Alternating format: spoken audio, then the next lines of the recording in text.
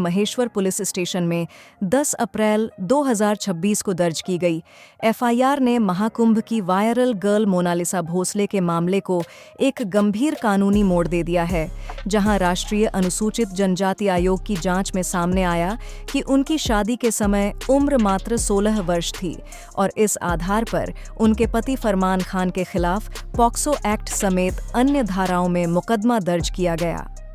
इस पूरे घटनाक्रम पर अगर आपकी कोई राय है या आप कुछ जानना चाहते हैं तो वीडियो को लाइक ज़रूर करें और कमेंट सेक्शन में अपने विचार साझा करें ताकि हम सब मिलकर इस मुद्दे को बेहतर तरीके से समझ सकें। मोनालिसा भोसले मध्य प्रदेश के खरगोन जिले की एक साधारण परिवार से ताल्लुक़ रखती हैं, जो अनुसूचित जनजाति समुदाय की सदस्य हैं और पिछले साल 2025 के महाकुंभ मेला के दौरान प्रयागराज में रुद्राक्ष की मालाएं बेचते हुए अचानक सोशल मीडिया पर वायरल हो गई थीं। उनकी कजरारी आंखें और सहज मुस्कान ने लाखों लोगों का ध्यान खींचा था और जल्द ही उन्हें मॉडलिंग फिल्मों और ब्रांड प्रमोशंस के ऑफर आने लगे थे, जिससे उनकी जिंदगी में एकाएक बड़ा बदलाव आ गया। उसी दौरान उन्होंने फरमान खान नाम के एक मॉडल और अभिनेता से फेसबुक के जरिए मुलाकात की थी, जो महाराष्ट्र उत्तर प्रदेश के बीच के इलाके से ताल्लुक़ रखते हैं और दोनों के बीच दोस्ती धीरे धीरे रिश्ते में बदल गई थी। फरमान खुद को एक छोटे स्तर के सिनेमा और मॉडलिंग काम से जुड़ा बताते थे, जबकि मोनालिसा की वायरल फेम के बाद परिवार के कुछ सदस्यों ने उनके रिश्ते का विरोध किया था।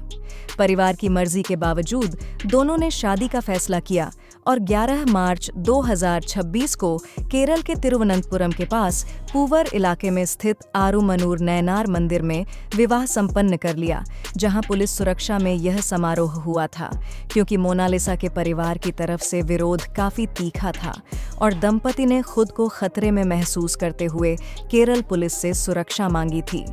शादी के बाद दोनों ने एक प्रेस कॉन्फ्रेंस भी की, जिसमें उन्होंने साफ कहा कि यह रिश्ता आपसी सहमति से बना है और किसी भी तरह की जबरदस्ती नहीं हुई है।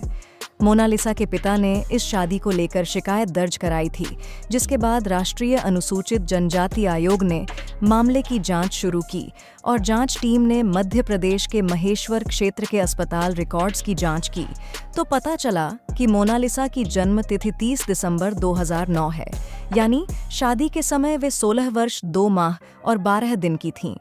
आयोग ने यह भी पाया कि शादी के लिए उम्र के दस्तावेजों में कुछ अनियमितताएं थीं, जिसके आधार पर आयोग की सिफारिश पर महेश्वर पुलिस ने फरमान खान के खिलाफ पॉक्सो एक्ट के तहत मामला दर्ज किया। साथ ही भारतीय न्याय संहिता की अपहरण और आपराधिक साजिश संबंधी धाराएं तथा अनुसूचित जाति जनजाति अत्याचार निवारण अधिनियम की संबंधित धाराएं भी लगाई गईं। पुलिस अधिकारियों ने इस मामले में कहा कि जांच पूरी तरह से तथ्यों पर आधारित है और बच्ची की सुरक्षा कानून का सबसे ऊपरी प्राथमिकता है, जबकि आयोग के अध्यक्ष ने स्पष्ट किया कि अनुसूचित जनजाति की लड़कियों की सुरक्षा सुनिश्चित करना आयोग का दायित्व है और इस मामले में कोई भी पक्षपात नहीं किया जाएगा। केरल और मध्य प्रदेश के पुलिस महानिदेशकों को 22 अप्रैल को आयोग के समक्ष पेश होने के लिए समन जारी किया गया है, ताकि पूरे मामले की प्रगति पर विस्तृत जानकारी ली जा सके।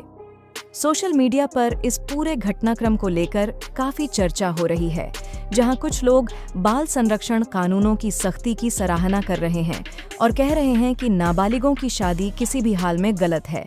जबकि कुछ अन्य इस बात पर सवाल उठा रहे हैं कि वायरल फेम के बाद अचानक उम्र की जांच क्यों शुरू हुई और दस्तावेजों की जांच पहले क्यों नहीं हुई थी। लोगों की राय में अंतर है, कुछ इसे अंतरधार्मिक विवाह के संदर्भ में देख रहे हैं तो कुछ इसे सिर्फ कानूनी मुद्दा मानते हैं,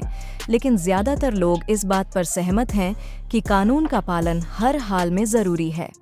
मोनालिसा की वायरल कहानी याद की जाए तो महाकुंभ के दौरान प्रयागराज में भक्तों की भीड़ के बीच रुद्राक्ष बेचती हुई यह लड़की अचानक सोशल मीडिया स्टार बन गई थी। उनकी तस्वीरें और वीडियो वायरल होने के बाद कई फिल्म निर्देशकों ने उनसे संपर्क किया था और यहाँ तक कि एक फिल्म की शूटिंग भी शुरू हो गई थी जिसमें वे काम कर रही थीं। उसी दौरान उनका फरमान से रिश्ता मजबूत हुआ था और दोनों ने मिलकर परिवार की अनुमति के बिना आगे बढ़ने का फैसला लिया था। शादी के बाद दोनों ने सार्वजनिक रूप से कहा था कि वे एक दूसरे से प्यार करते हैं और किसी भी दबाव में नहीं आए हैं। जांच रिपोर्ट में अस्पताल के पुराने रिकॉर्ड से साबित हुआ कि मोनालिसा की उम्र वास्तव में नाबालिग थी और फर्जी दस्तावेजों का इस्तेमाल शादी के लिए किया गया था। इस खुलासे ने पूरे मामले को नया आयाम दिया है। पुलिस ने अब फरमान खान की भूमिका की विस्तृत जांच शुरू कर दी है और यह देखा जा रहा है कि क्या कोई साजिश थी या फिर यह पूरी तरह से व्यक्तिगत रिश्ता था। हालांकि अभी तक फरमान की गिरफ्तारी नहीं हुई है, लेकिन एफआईआर के आधार पर आगे की कार्रवाई चल रही है। इस तरह के मामलों में पॉक्सो कानून बेहद सख्त है और इसमें न्यूनतम 10 वर्ष की सजा का प्रावधान है, जो नाबालिगों की सुरक्षा के लिए बनाया गया है। इसी तरह अनुसूचित जनजाति अधिनियम का मकसद कमजोर वर्गों की लड़कियों को अतिरिक्त सुरक्षा प्रदान करना है। ऐसे में कानूनी प्रक्रिया का इंतजार करना जरूरी है ताकि सच्चाई सामने आ सके और न्याय हो सके। अगर आप इस पूरे मामले पर और गहराई से सोच रहे हैं तो वीडियो को लाइक करना न भूलें और कमेंट में बताएं कि आपको लगता है कानून को किस तरीके से लागू होना चाहिए, ताकि हम सबकी चर्चा आगे बढ़ सके। मोनालिसा के परिवार की तरफ से लगातार शिकायतें आती रही थीं, जिनमें यह कहा गया था कि फरमान ने पहले परिवार के साथ अच्छे संबंध बनाए थे और खुद को भाई जैसा बताते थे, लेकिन बाद में रिश्ता बदल गया था। जबकि फरमान की तरफ से हमेशा यह दावा किया गया कि रिश्ता आपसी था और मोनालिसा ने ही पहल की थी। दोनों ने मिलकर केरल में शादी की थी, जहां पुलिस ने सुरक्षा दी थी ताकि कोई अप्रिय घटना न हो। समाज में इस घटना ने कई सवाल खड़े कर दिए हैं, जैसे सोशल मीडिया पर अचानक प्रसिद्धि पाने वाली युवा लड़कियों की सुरक्षा कैसे सुनिश्चित की जाए, उम्र के दस्तावेजों की सत्यता कैसे जांची जाए और अंतरधार्मिक विवाहों में परिवार की भूमिका क्या होनी चाहिए। लेकिन इन सब के बीच सबसे महत्वपूर्ण पहलू बाल अधिकारों की रक्षा है, क्योंकि कानून स्पष्ट रूप से कहता है कि 18 वर्ष से कम उम्र की किसी भी लड़की की शादी गैर कानूनी है।